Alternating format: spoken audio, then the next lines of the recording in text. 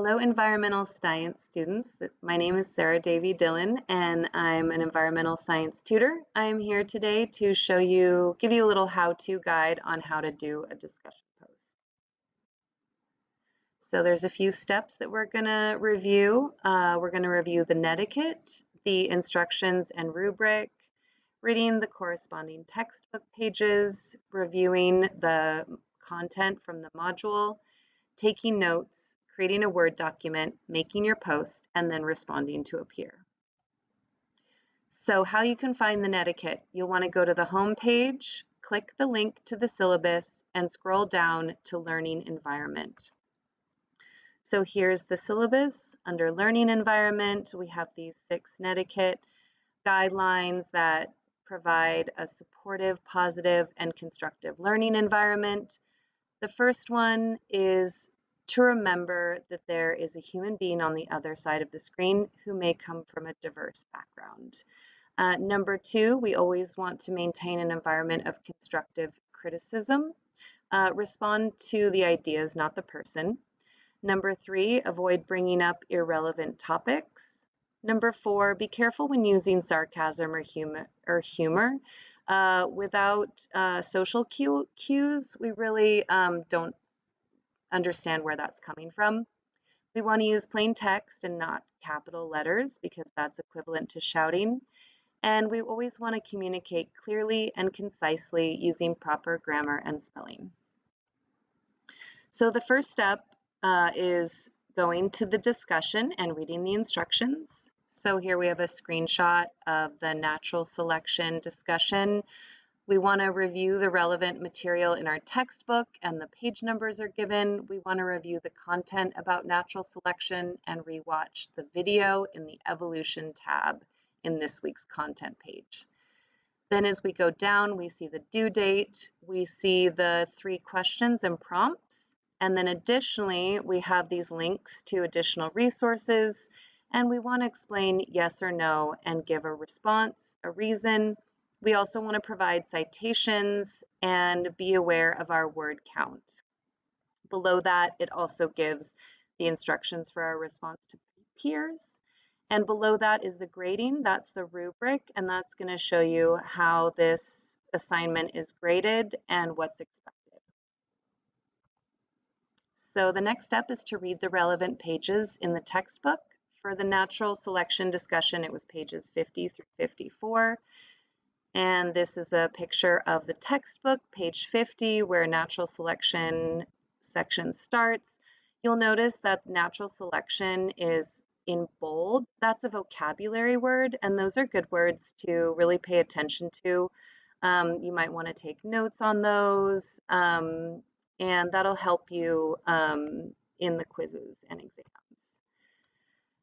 Next is to review the content for that module. This one's on natural selection and evolution. So in the first tab in this week's module, we have the evolution, and you'll want to review that, and below it is the video that was referenced. Also in the tab before that is the flashcard alert.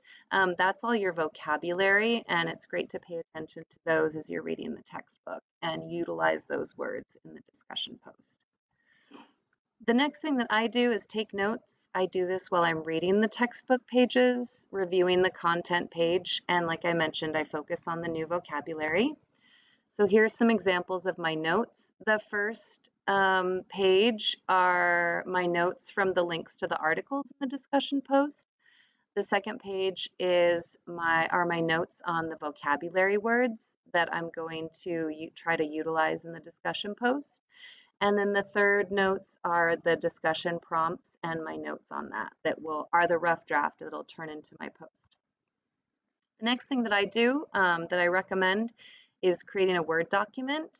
The benefits of that is that you can work on it in multiple sessions. You can save it so you're not going to lose your work if you need to come back to it.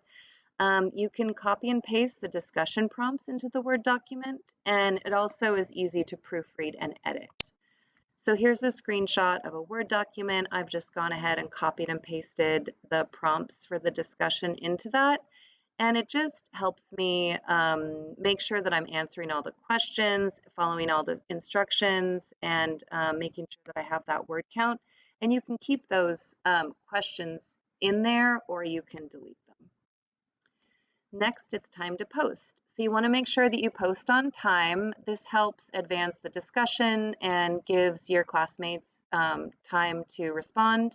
You want to make sure that you edit your post before you post it and double check the rubric. The rubric is in the discussion post. It shows the grading and how you'll be graded. You can also find it in the top right of the discussion post. There's a little square with 3 dots, and you can click on that and it shows you the rubric.